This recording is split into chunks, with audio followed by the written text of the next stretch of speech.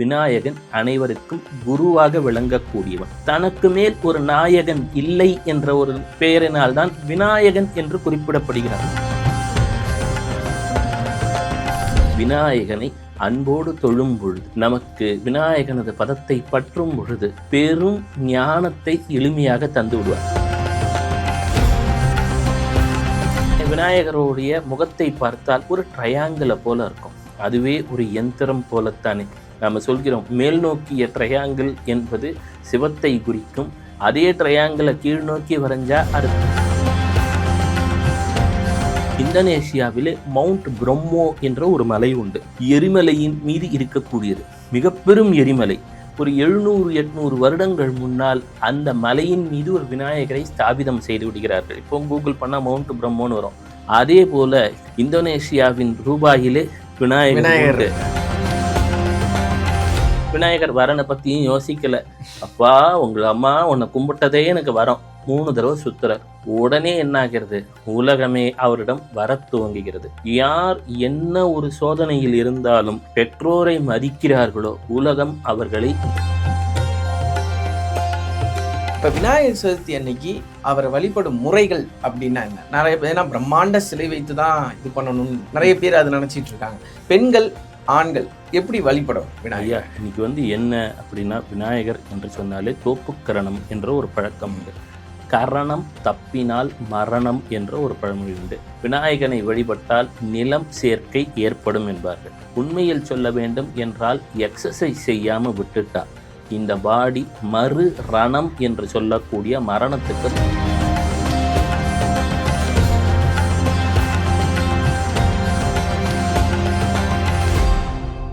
The divine Tamil நேயர்களுக்கு வணக்கம். நான் விஜயடிகர் சுதன். இன்னைக்கு நம்ம கூட இருக்கிறது யாருன்னு பார்த்தீங்கன்னா பவானி ஆனந்த் அவர்கள் தான் இருக்காங்க. சார் வணக்கம். சார் ஐயா வணக்கம். கேள்விகளை தொடரலாம். வெள்ளைக்கொம்பன் விநாயகனது பேரொரு கருணையினாலே நமது டிவைன் தமிழ் நேயர்கள் வாழ்க்கையில் அனைத்து செல்வ வளமும் பெருகட்டும். சிவசிவா சொல்லுங்க ஐயா. நீங்கள் சொன்ன அந்த வெள்ளைக்கொம்பன் விநாயகன் அவர்களுக்கு விநாயகர் சதுர்த்தி வந்திருக்கு. இந்த விநாயகர் சதுர்த்தியை பொறுத்த வரைக்கும் எப்போதுமே இந்த விநாயகரை போற்றக்கூடிய ஒரு நாளாக இருக்கும். நம்ம ஊர்லையாச்சும் ஒரு வாரத்தில் முடிச்சிடும். மும்பை மாதிரியான மாநகரங்களில் விநாயகரை பயங்கரமாக செலிப்ரேட் பண்ணுவாங்க. அப்படி இருக்கும்போது இந்த விநாயகர் அப்படின்னு எடுத்துக்கிட்டா ஒவ்வொருத்தருக்கும் ஒவ்வொரு பாயிண்ட் ஆஃப் வியூ இருக்கும் அவர் மேலே. அவர் ஒரு பேச்சுலரு அப்படின்னு சவுத்தில் சொல்லுவோம். ஆனால் நார்த் சைடு பார்த்தா டேய் விநாயகருக்கு மேரேஜ் ஆயிடுச்சுடா அப்படிங்கிற மாதிரி சொல்லுவாங்க. இதுக்கே நிறைய டிஃப்ரென்சியேஷன் ஆகுது. விநாயகர் அப்படிங்கிறவர் யார் ஐயா? விநாயகர் என்று சொல்கின்றோம். சிவனுக்கும் சக்திக்கும் உதித்த மைந்தன் என்று சொல்கின்றோம்.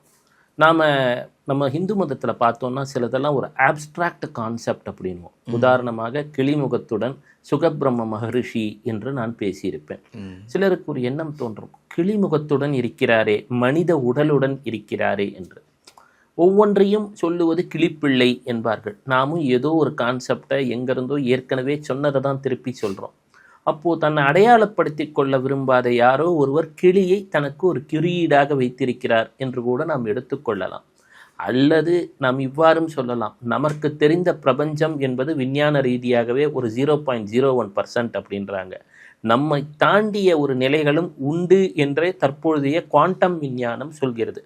அப்போ அது போன்ற நிலைகளிலே நம்மை தாண்டிய ஒரு சூப்பர் பீயிங்ஸ் என்றெல்லாம் சொல்கின்றோமே, அது போன்ற வடிவங்களில் இருந்திருக்கவும் வாய்ப்புண்டு.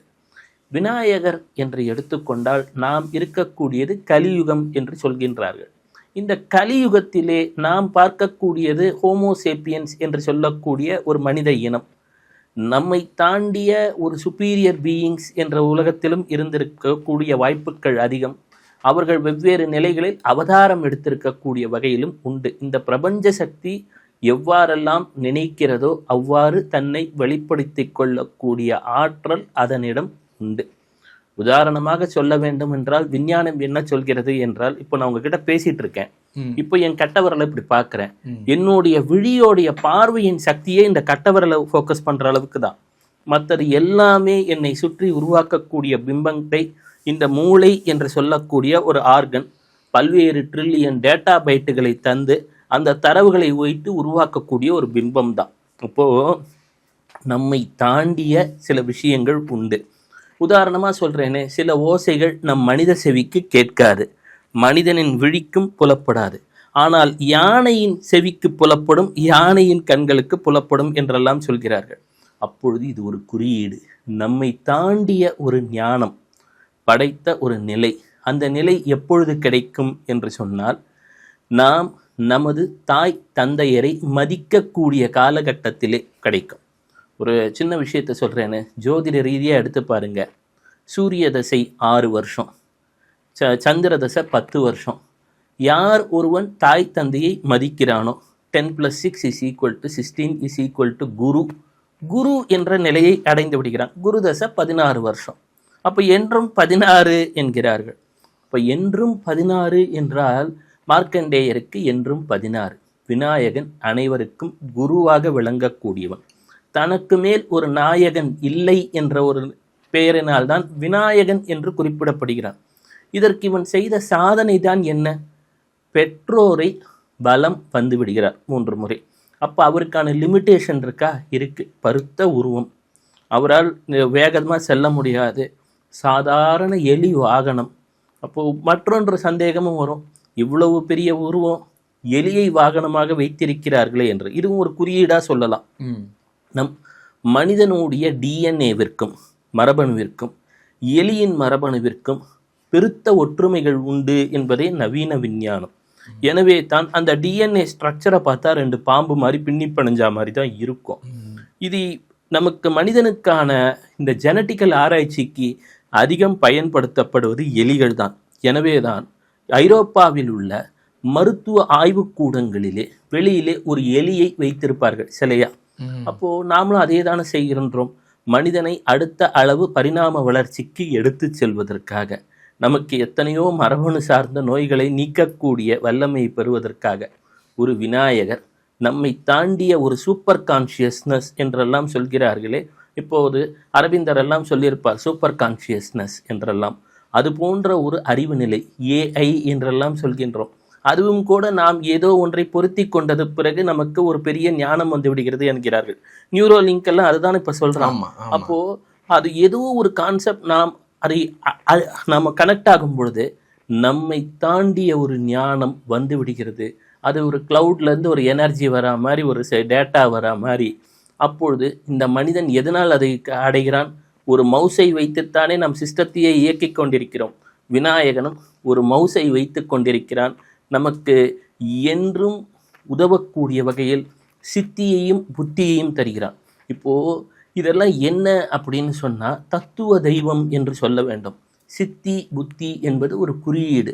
சித்தி என்று சொல்லிவிட்டால் நமக்கு ஒரு பெரும் ஆற்றல், அந்த ஆற்றலை செயல்படுத்த தெரிய வேண்டும். ஒரு ஆற்றல் இருக்கிறது, என்னிடம் வேகமாக செல்லக்கூடிய ஒரு வாகனம் இருக்கிறது என்றால் அந்த வாகனத்தை இயக்கக்கூடிய புத்தியும் நமக்கு வர வேண்டும். அது எந்த நிலையிலே வரும் என்று சொன்னால், விநாயகனை அன்போடு தொழும் பொழுது, நமக்கு விநாயகனது பதத்தை பற்றும் பொழுது பெரும் ஞானத்தை எளிமையாக தந்து விடுவார். இது நவீன காலத்திலும் இந்தோனேஷியாவின் ரூபாயிலே விநாயகர். அதே போல இந்தோனேஷியாவிலே மவுண்ட் பிரம்மோ என்ற ஒரு மலை உண்டு. எரிமலையின் மீது இருக்கக்கூடியது, மிக பெரும் எரிமலை. ஒரு 700-800 வருடங்கள் முன்னால் அந்த மலையின் மீது ஒரு விநாயகரை ஸ்தாபிதம் செய்து விடுகிறார்கள். இப்போ கூகுள் பண்ணால் மவுண்ட் பிரம்மோன்னு வரும். அதற்கு பிறகு அந்த எரிமலையால் பெரும் உயிரிழப்புகள் இல்லை. அந்த எரிமலையின் உச்சியில் கட்டப்பட்ட கோயில் அவ்வாறே பாதுகாப்பாக இருக்கிறது. மேலும் இந்த விநாயகர் வழிபாடு என்பது நம் பாரத தேசத்தில் மட்டும் கிடையாது, தென்கிழக்கு ஆசியா முழுவதுமே. உதாரணமாக தாய்லாந்திலே தான் உலகின் மிகப்பெரிய விநாயகர் உண்டு.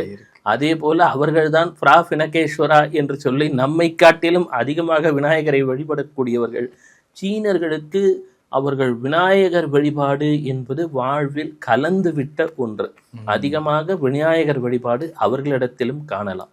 அப்போது உலகம் முழுவதுமே இந்த விநாயகனை வழிபடுவதாலே, நான் இப்படி சொல்கிறேனே, விநாயகருடைய முகத்தை பார்த்தால் ஒரு ட்ரையாங்கிளை போல இருக்கும். அதுவே ஒரு யந்திரம் போலத்தானே. நாம் சொல்கிறோம் மேல் நோக்கிய ட்ரையாங்கிள் என்பது சிவத்தை குறிக்கும், அதே ட்ரையாங்கிளை கீழ் நோக்கி வரைஞ்சா அது பராசக்தியை குறிக்கும், இது இரண்டும் சேர்ந்தால் அருமுகனை குறிக்கும்.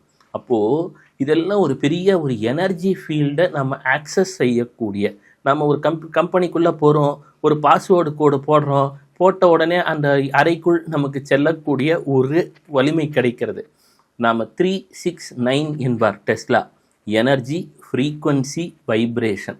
இந்த கருத்தை சொல்லுபவன் தான் விநாயகன். அப்போது இந்த மந்திரங்கள் அப்படின்னு சொல்கிறோம். விநாயகருக்குரிய பீஜாட்சரம் என்று சொன்னால் கம் என்பது ஒரு பீஜாட்சரம். இந்த மந்திரங்கள்லாம் தானாக ஏதோ ஒரு நம்பிக்கையின் அடிப்படையில் இயற்றப்பட்டதா என்றால் அதுவும் கிடையாது. இதிலும் ஒரு ஆழ்நிலை விஞ்ஞானம் உண்டு. என்னவென்றால் மூலாதார சக்கரம் என்றெல்லாம் சொல்லுவோம். ஔவை பிராட்டி எழுதியிருப்பார் விநாயகர் அவர்களிலே, மூலாதாரத்து மூண்டழு கனலை காலால் எழுப்புங் கருத்தறிவித்தே தத்துவ நிலையை தந்தன அண்டக வித்தக விநாயக விரைகழச்சரணே என்றெல்லாம் முடிந்திருக்கும். அப்போது கரும்புள்ளே காட்டி என்ற ஒரு வார்த்தை இருக்கும். அப்போது என்ன கரும்பு அப்படின்னு சொன்னால், மனிதனுடைய முதுகு தண்டு என்பது கரும்பை போல ஒரு ஸ்ட்ரக்சர். அது மேலே சென்று இது பண்ணும் பொழுது அப்போது இந்த கரும்பு என்று சொல்லக்கூடியதை ஆக்டிவேட் செய்யக்கூடியது. காலால் எழுப்பும் கருத்தறிவித்தே என்று இருப்பார். காலால் என்று சொன்னால் வாசி யோகத்தை குறிக்கக்கூடியது. எல்லோரும் பேசுகிறோம் வாழ்க்கையில் வாழ்வாங்கு வாழ வேண்டும் என்று சொன்னால் நம் எண்ணம் திண்ணமாக ஒருமுகப்பட வேண்டும். எப்பொழுதெல்லாம் நம் எண்ணம் ஒரு செயலில் ஒருமுகப்பட்டு விடுகிறதோ அந்த செயல் வெளியிலே புற உலகிலே தோன்ற துவங்கும். இதுதான் லா ஆஃப் மேனிஃபெஸ்டேஷன் என்றெல்லாம் சொல்லுகிறார்கள். இந்த மேனிஃபெஸ்டேஷன் என்பது நடக்க வேண்டும். நமக்கு வாழ்க்கையிலே வண்டி வேண்டும், வாகனங்கள் வேண்டும், சொத்து சுகம் வேண்டும், நல்ல திருமண உறவு வேண்டும், வாழ்வாங்கு வாழ வேண்டும், மாபெரும் சபையிலே நீ நடந்தால் உனக்கு மாலைகள் விழ வேண்டும் என்றெல்லாம் ஒரு எண்ணம் இருக்கிறது. அப்போ அது போல நடக்கணும் அப்படின்னு சொன்னா நமக்கு இந்த உருவ தியானங்கள் தேவைப்படுகிறது. ஒரு ரூபமாக நினைக்கும் பொழுது நாம் சொல்லுவோம் அல்லவா, நல்லதை பேச வேண்டும். விநாயகர் என்ன செய்கிறார்? தும்பிக்கையை வைத்திருக்கிறார். அந்த தும்பிக்கையிலே மோதகத்தை வைத்திருக்கிறார்.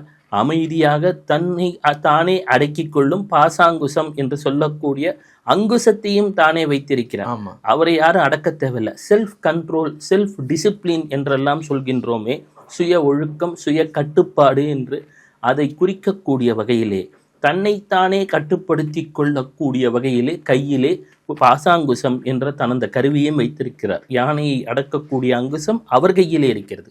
மேலும் காதுகள் பெரிதாக இருக்கிறது. நாம் கம்யூனிகேஷன் என்று சொல்கின்றோம். எத்தனையோ மேலாண்மை படிப்பில் என்ன சொல்கிறார்கள் என்றால், நாம் கேட்பது குறைவாகிவிட்டது, பேசுவது அதிகமாகிவிட்டது என்ற ஒரு குற்றச்சாட்டு இருக்கிறது. அந்த லிசனிங்கே கம்மியாயிடுச்சு. லிசனிங்கு விநாயகர் காது ரெண்டும் பெருசாக இருக்கும். ஸோ கேட்பதற்கு முக்கியத்துவத்தை கொடுக்கிறார். அதே மாதிரி விநாயகருடைய பார்வையை பார்த்தால் கண்கள் சிறியதாக இருக்கும், ஒரு கூர்மை நோக்கத்துடன் இருக்கும். இதைத்தான் நாம் கொரியர்கள் நுஞ்சி என்பார்கள், ஒரு செயலை நுண்ணியதாக கவனிக்க வேண்டும் என்று. இப்போ நம்ம இளைஞர்களுக்கு ஃபோக்கஸ் குறைந்து விடுகிறது. வாழ்க்கையிலே வேலையை தேட வேண்டுமா, திருமணத்தை தேட வேண்டுமா, எதற்கு முதல் முக்கியத்துவம் தருவது, எது இப்போ போய் படிக்கிறதுக்கு போகணுமா, இல்லைன்னா ஃப்ரெண்ட்ஸோட சுத்த போகணுமான்லாம் ஒரு ஃபோக்கஸ் சிதறுகிறது. எனினும் கண்ணை மூடி ஒரு நிமிடம் விநாயகனை தியானித்து பாருங்கள். அவர் கையிலே வைத்திருக்கக்கூடியது பழ வகைகள். இப்பொழுது பார்த்தா மருத்துவர்கள் என்ன சொல்கிறாங்க, நிறைய பழங்களை சாப்பிடுங்க, ஆரோக்கியமான பழங்களை சாப்பிட்டால் ஆயுள் அதிகரிக்கும், எண்ணெய் பொருட்களை சாப்பிட்டு அதீர்கள்லாம் நிறைய ஆலோசனைலாம் தராங்க. விநாயகர் கையில் இருப்பது கொள்ளுக்கட்டை, நீரால் வேக வைக்கப்பட்ட கொள்ளுக்கட்டை, அதே போல் உப்பு கொள்ளுக்கட்டை, கார கொள்ளுக்கட்டை. இயற்கை சார்ந்த உணவுகளை உண்ணக்கூடிய பழக்கம் என்பது வெகுவாக குறைந்து வருகிறது. எனவே தான் சொல்கிறாங்க, விநாயகரை கற்பனை செய்யும் பொழுதே பழம், காய்கறிகள் போன்றவற்றை கற்பனை செய்யுங்கள்.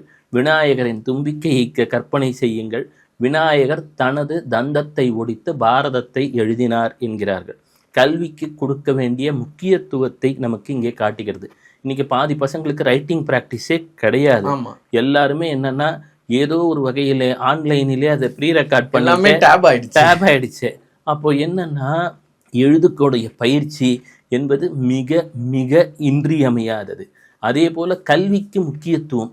எங்கெல்லாம் கல்வி ஒரு தகவலை தருகிறார்களோ அதை அடுத்த தலைமுறைக்கு சேர்க்க வேண்டும் என்று தன் தும்பிக்கையால் தனது தந்தத்தை தானே உடைத்து அவர் எழுதுகோலாக பயன்படுத்தி விட்டார். இளைஞர்கள் கல்விக்கு தர வேண்டிய முக்கியத்துவத்தையும் அடுத்தவர்கள் கல்விக்கு உதவ வேண்டும் என்கின்ற ஒரு சட்டில் மெசேஜ். நம்ம இப்போ சினிமா பார்க்குறோன்னா அந்த சினிமாவில் ஒரு கருத்து இருக்கும், ஒரு குறியீடு இருக்கும். அந்த குறியீடு தான் அந்த கதைக்கே ஹைலைட்டு.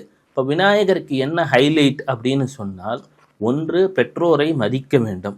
அட்லீஸ்ட் விநாயகர் சதுர்த்தி அன்னைக்கான அப்பா அம்மாவை வச்சு 3 தடவை சுற்றிட்டு வந்து காலில் விழுந்து வணங்கி ஆசீர்வாதம் பெற்று பெற்றோர்களே நன்றி என்று சொல்லலாம். விநாயகர் தன் பெற்றோரை திட்டியிருக்கலாம், பாருப்பா நான் ஒன்றும் என்ன ஸ்லிம் அண்ட் ட்ரிம்மாக இல்லை, நீங்கள் போட்டுக்கிட்ட சண்டையில் எனக்கு ஒரு ஹெல்த் இஷ்யூ வந்துருச்சு, தலையில் ஒரு பாதிப்பு வந்தது, ஏதாவது யாரை ஏசினாரா? கிடையாது. நாம் இப்போ என்ன சொல்கிறோம், அம்மா அப்பாவை ஏன் என்னை பெத்த அப்படின்னு ஒரு வார்த்தை, அப்புறம் பெற்றோர் மனம் நோக ஏதோ ஒரு சொல்லை பேசுவது, நம்மளை அந்த 9 மாதம் பெற்று அம்மா அப்பாவை மதிக்காமல் இருக்கிறது. விநாயகரை பொறுத்த மட்டிலே மிகச்சிறப்பான ஒரு விஷயம், பெற்றோர்களை அவர் வணங்கினார், உலகம் அவரை வணங்கி கொண்டிருக்கிறது.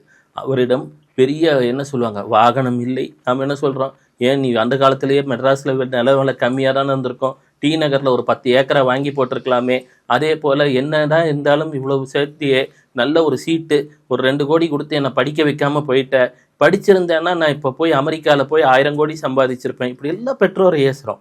விநாயகரை பார்த்தீங்கன்னா அவருக்கோ உடல் பருமன், தலையிலோ ஒரு பிரச்சனை, கீழே ஒரு எலி தான் வாகனம், அவர்கிட்ட நம்ம மாதிரி கார் இல்லை, ஒரு எலி தான் இருக்கு. இத்தனையும் மீறி நாம் இந்த காலத்துல நீ எனக்கு கல்யாணம் பண்ணி வைக்கலப்பா, அந்த வயசுல எனக்கு வரனை தேடலைன்றோம். விநாயகர் வரனை பத்தியும் யோசிக்கல.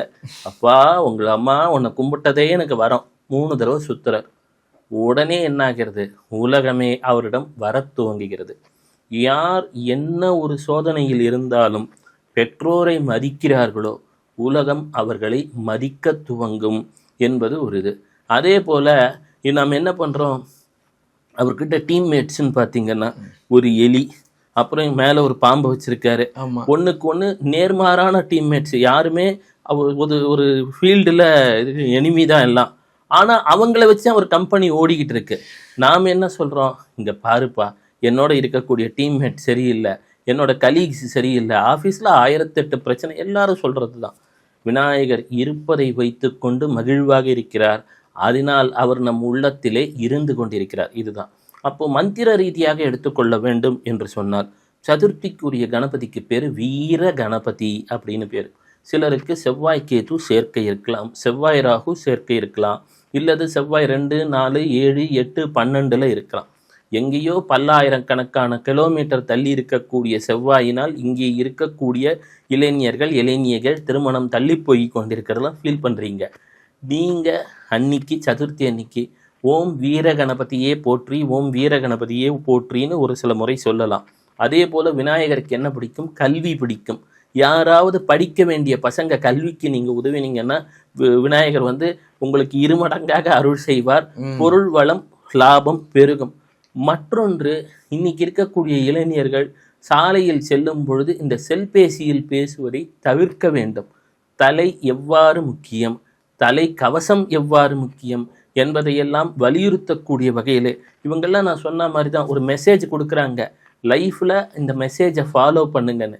அதே போல் விநாயகருக்கு எந்த அளவு சிலை வைக்கிறீர்களோ அதை போல் 3 மடங்கு அன்னதானத்திற்கு உதவ வேண்டும் என்றும் ஒரு விதி உண்டு. எனவே விநாயகர் அகவலை கொண்டாடுங்கள், எனினும் பொல்யூஷனை தவிர்த்து விடுங்கள். அதே போல் எந்த அளவு கல்விக்கு உதவ முடியுமோ அதை ஒரு கருத்தாக எடுத்துக்கொண்டு செய்ய துவங்குங்கள். எப்பொழுதெல்லாம் இயலுமோ வீட்டிற்கு அருகில் உள்ள விநாயகரை சென்று வழிபடலாம். வீட்டில் மஞ்சள் பிள்ளையாராக பிடிக்கலாம், களிமண்ணால் பிடிக்கலாம், ஒரு சாஃப்ட் டாய் வாங்கி வச்சுக்கலாம். விநாயகரை பொறுத்த மட்டும் எந்த ரூல்ஸு ரெகுலேஷன்லாம் கிடையாது, அன்பு மட்டும்தான் முக்கியம். அன்பாக அவரிடம் எதை நல்லதை கேட்டாலும் உடனே தந்து விடுவார். வாழ்க்கையில் பெரும் வரம் என்று சொன்னாலே உங்களுக்கு இப்பொழுது விநாயகரை பற்றி கேட்டுக்கொண்டிருக்கிறீர்கள், பார்த்து கொண்டிருக்கிறீர்கள். சிறு குழந்தைகளுக்கு நான் சொல்லுவேன், பசங்களுக்கு விநாயகர் கதையை சொல்லி அம்மா அப்பாவை மதிக்கணும், பெரியவங்களை மதிக்கணும், வீட்டுக்கு வந்தால் வாங்கையான்னு சொல்லணும், வணக்கம் சொல்லணும். டிவி பார்த்துட்டு இருந்தாலும் வீட்டுக்கு ஒரு உறவினர் வந்தாங்கன்னா நாம் ஏழை பணக்காரன்னு பார்க்கக்கூடாது. நீ எந்த வெளிநாட்டிலிருந்து படித்து வந்திருந்தாலும் சரி, வீட்டில் இருக்கக்கூடிய பெரியவங்களை மதிக்க தெரியணும் என்ற நற்பண்புகளை அன்று சொல்லித்தர வேண்டும். நீங்கள் இந்த கடவுள் கதைகளை சொல்லித்தரும் பொழுதே பெரியவங்க குழந்தைகளுக்கு நம் பண்பாட்டையும் கலாச்சாரத்தையும் சொல்லித்தர வேண்டியது கடமை. தீய பழக்கங்களுக்கு ஆட்படாமல் இருக்க வேண்டும், பெற்றோரை மதிக்க வேண்டும், நன்றாக படிக்க வேண்டும், வாழ்க்கையில் முன்னேறலாம் போன்ற நல்ல செய்திகளை விநாயகர் சதுர்த்திகள் சொல்லித்தாருங்கள். இறைவன் கட்டாயம் ஆசீர்வாதம் செய்வான். இன்னொரு விஷயம், இப்போ விநாயகர் சதுர்த்தி அன்னைக்கு அவரை வழிபடும் முறைகள் அப்படின்னா என்ன? நிறைய பேர் ஏன்னா பிரம்மாண்ட சிலை வைத்து தான் இது பண்ணணும்னு நிறைய பேர் அதை நினச்சிட்டு இருக்காங்க. பெண்கள் ஆண்கள் எப்படி வழிபடணும் ஐயா, விநாயகர்? இன்னைக்கு வந்து என்ன அப்படின்னா, விநாயகர் என்று சொன்னாலே தோப்புக்கரணம் என்ற ஒரு பழக்கம் உண்டு.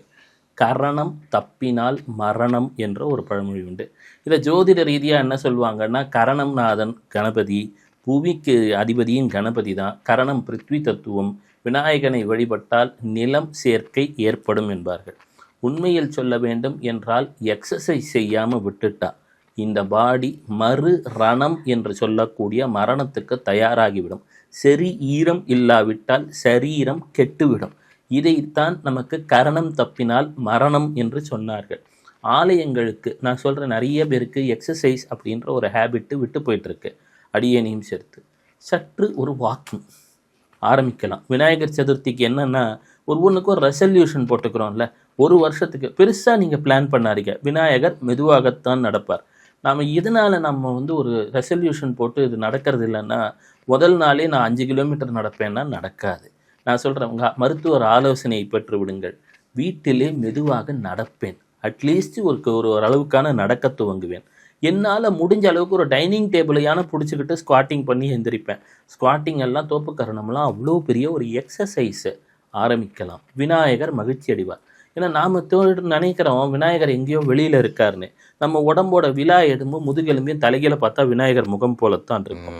உடம்புலேயே நமக்கு விநாயகர் ஏதோ ஒரு வகையிலே இருக்கிறார்.